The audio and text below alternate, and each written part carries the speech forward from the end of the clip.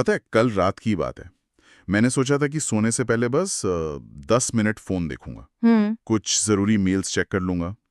और जब मैंने घड़ी देखी तो रात के 2 बज रहे थे। ओहो। और मैं कुत्तों की फनी वीडियोस के एक अंतहीन समंदर में गोते लगा रहा था। हाँ हाँ, ये तो होता है। और उस वक्त मुझे लगा, ये मेरे साथ हो क्या रहा है। मैं सोना चाहता था, पर मेरा अंगूठा स्क्रॉल करना बंद ही नहीं कर रहा था। अगर आपके साथ भी ऐसा होता है कि सब कुछ होने के बाद भी एक खालीपन है, एक बेचैनी है, तो ये कोई आपकी कमजोरी नहीं है। नहीं, बिल्कुल नहीं। असल में हम सब एक जाल में फंसे हुए हैं, डोपामाइन के जाल में। और इसी जाल की बनावट को समझने के लिए आज हम डॉक्टर एना लैम्प्के की किताब डोपामिन नेशन के जो कोर आइडियाज हैं उन पर बात करेंगे। हाँ, ये किताब सिर्फ जानकारी नहीं देती, ये हमारी खुशी की पूरी परिभाषा को ही हिलाकर रख देती है। बिल्कुल। डॉक्टर लेम्के स्टैनफोर्ड यूनिवर्सिटी में एक मनोचिकित्सक है और उन्होंने हजारों नशे के आदी लोगों का इलाज किया है। अच्छा। और अपने काम में उन्होंने एक बहुत ही अजीब पैटर्न देखा। क्या? कि आज इंसान दुख की वजह से उतना परेशान नहीं है जितना खुशी की अधिकता एंड एक्सेस ऑफ प्लेजर की वजह से है। ये तो सुनने में ही कितना उल्टा लगता है। खुशी की ओवरडोज से परेशानी है ना? तो आज की चर्चा का मकसद यही है कि हम अपने दिमाग के इस अजीब सॉफ्टवेयर को समझें और जाने कि इस हाईटेक दुनिया में जहां हर खुशी एक क्लिक पर मौजूद है, वहां सुकून से रहना इतना मुश्किल क्यों हो गया है। चलिए इस गुत्थी को सुलझाने की कोशिश करते हैं। बिल्कुल।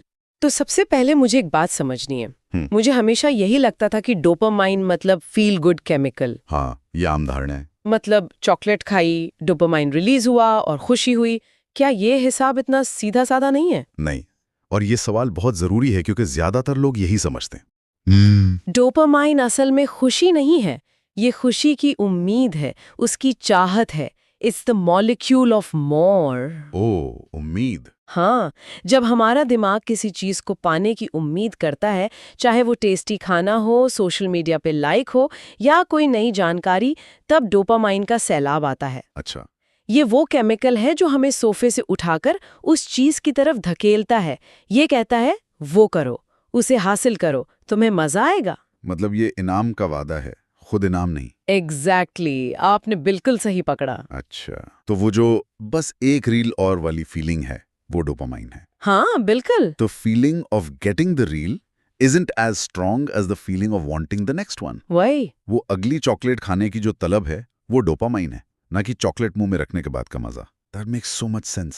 हाँ, ये तो चाहत का केमिकल है, पा लेने का नहीं। बिल्कुल। और प्रॉब्लम ठीक यहीं से शुरू होती है, जब ये चाहत हमारे कंट्रोल से बाहर हो जाती है। अच्छा। जब हम उस एक और के लूप में फंस जाते हैं, तो हम असल में अपनी इच्छाओं के गुलाम बन जाते हैं। और डोपामाइन का जो सिस्टम हमें मुश्किल लक्ष्य हासिल करने के लिए प्रेरित करने को बना था, वो हमारे ही खिलाफ काम करने लगता है। और ये समस्या आज इतनी बड़ी इसलिए हो गई है क्योंकि हमारी दुनिया ही अब एक जायंट डोपामाइन फैक्ट्री बन गई है। बिल्कुल। हर चीज हमें तुरंत वो हिट देने के लिए डिजाइन की गई है। हाँ, और ये कोई इत्तेफाक नहीं है। जिस इंजीनियर ने इंस्टाग्राम का पुल टू रिफ्रेश फीचर बनाया, उसने खुद कहा कि ये एक स्लॉट मशीन की तरह काम करता है। Slot machine? कैसे? आपको नहीं पता कि नीचे खींचने पर कौन सा नया इनाम मिलेगा, दोस्त की फोटो, कोई मजेदार वीडियो या कुछ भी नहीं। सही बात है। यही अनिश्चितता, दिस वेरिएबल रिवॉर्ड, हमारे दिमाग को पागल कर देती है और डोपामाइन को आसमान पर पहुंचा देती है। हर ऐप, हर शॉपिंग वेबसाइट, हर गेम, सब इसी साइकोलॉजी पर बने हैं कि हमारे दिमाग को कैसे हुक किया जाए। इसका मतलब ये हुआ कि जो चीज पहले एक दुर्लभ मानी जाती थी, जैसे किसी ड्रग की लत, हाँ, वो आज एक आम बात हो गई है। हम सब किसी न किसी चीज के आदी हैं, है ना? बिल्कुल है। कोई फोन का, कोई शॉपिंग का, कोई जंक फूड का, तो कोई दिन भर न्यूज देखने का। हम लगातार स्टिमुलेशन की तलाश में हैं। और सबसे खतरनाक बात यह है कि हमें एहसास तक नहीं होता। क्यों? क्योंकि ये चीजें हमारी रोजमर्रा की जिंदगी का हिस्सा है। हमें ये नॉर्मल लगती हैं। हम देख ही नहीं पाते कि छोटी छोटी आदतें मिलकर हमारे फोकस करने की क्षमता, हमारी मानसिक शांति और हमारे रिश्तों पर कितना गहरा असर डाल रही हैं। मतलब ये एक धीमी मौत की तरह है, स्लो पॉइजन। हाँ, बिल्कुल। ओके, तो अगर हम लगातार खुशी के इन छोटे छोटे शॉट्स के पीछे भाग रहे हैं, तो हमें और ज्यादा खुश होना चाहिए, है ना? तार्किक रूप से तो हाँ। इसका उल्टा रहा है। हम ज्यादा बेचैन, ज्यादा अकेले और ज्यादा दुखी महसूस कर रहे हैं। ये इतना उल्टा क्यों है? दिमाग के अंदर ऐसा क्या होता है जिसकी वजह से ये रिवर्स इफेक्ट होने लगता है? हाँ, ये तराजू वाला एग्जाम्पल इसे समझने के लिए एकदम परफेक्ट है। तराजू? डॉक्टर लैम्बिकी समझाती हैं कि हमारे दिमाग में सुख और दुख को प्रोसेस करने वाले हिस्से एक ही जगह पर हैं और एक तराजू की तरह काम करते हैं। अच्छा, एक ही जगह पर? हाँ, तो जब हम कोई मजेदार काम करते हैं, मान लीजिए अपनी पसंदीदा आइसक्रीम खाते हैं, तो ये तराजू के एक पड़ले पर वजन डालने जैसा है जो सुख की तरफ झुक जाता है। ठीक है, यहाँ तक तो समझ आया। हमें अच्छा महसूस होता है। लेकिन दिमाग को तो बैलेंस पसंद है, राइट? तो जब एक पड़ला सुख की तरफ बहुत ज्यादा झुक जाता है तो दिमाग संतुलन बनाने के लिए क्या करता है? वो संतुलन बनाने के लिए दूसरे पड़ले यानी दुख वाले पड़ले में अपने आप कुछ ग्रेमलिन्स यानी छोटे छोटे राक्षस बिठा देता है।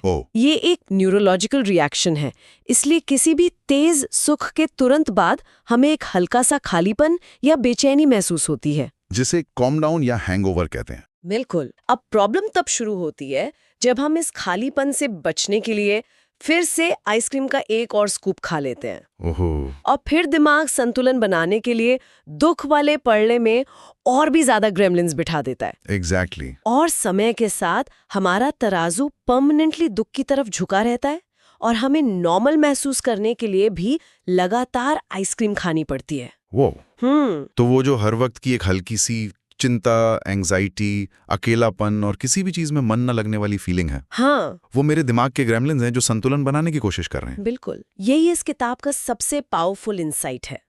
इसका एक सीधा सा फॉर्मूला बनता है, जितना ज्यादा और जितना जल्दी मिलने वाला सुख हम खोजेंगे, हमारे जीवन में लंबे समय का संतोष और शांति उतनी ही कम होगी। मतलब हमारा जो बेसलाइन मूड है वो धीरे धीरे दुखी और बेचैन रहने का बन जाता है। हाँ, इट्स अ बायोलॉजिकल फैक्ट। ये सुनकर तो रोंगटे खड़े हो रहे हैं।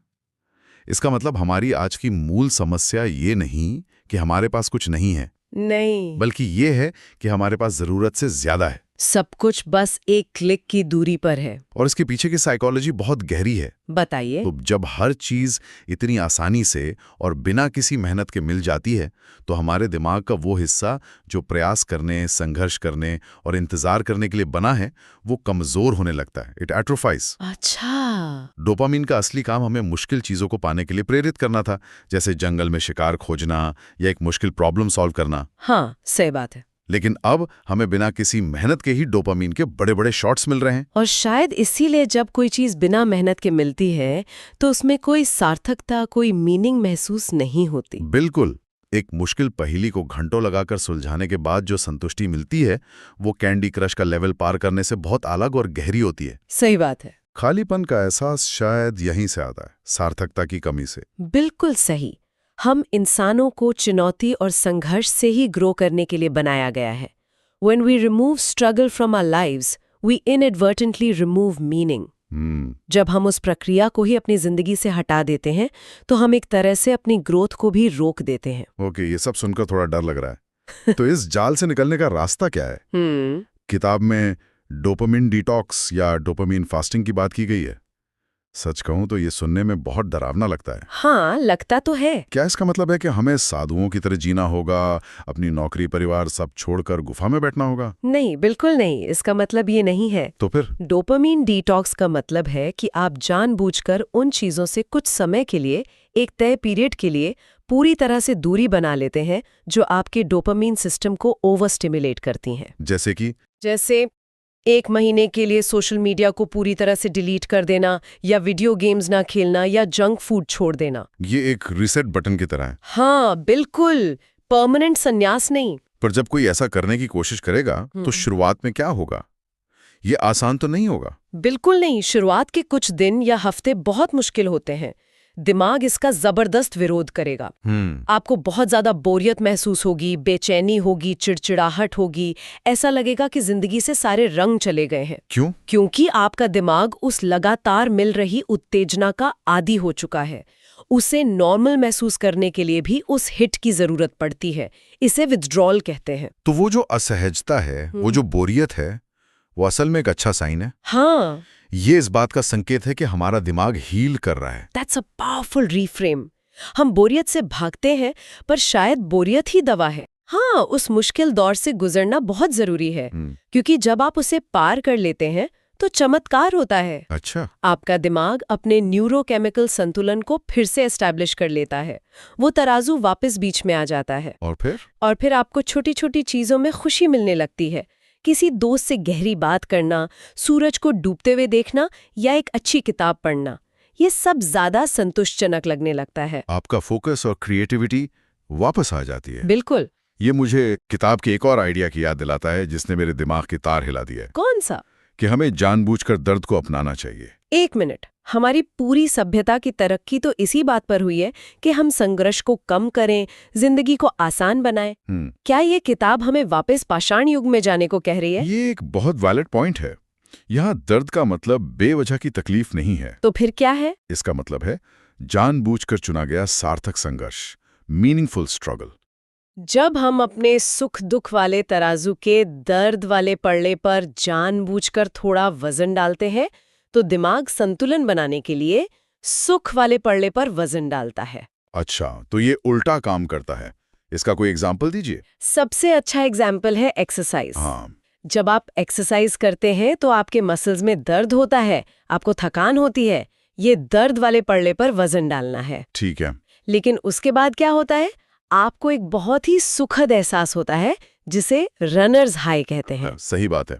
दिमाग संतुलन बनाने के लिए एंडोर्फिन्स और एंडोकैनाबिनॉइड्स रिलीज करता है जो आपको शांत और खुश महसूस कराते हैं। एक और एग्जाम्पल है ठंडा पानी से नहाना। बिल्कुल। शुरू में बहुत कष्ट होता है, पर उसके बाद आप तरोताजा और एनर्जेटिक महसूस करते हैं। I get it now. Short term pain equals long term pleasure.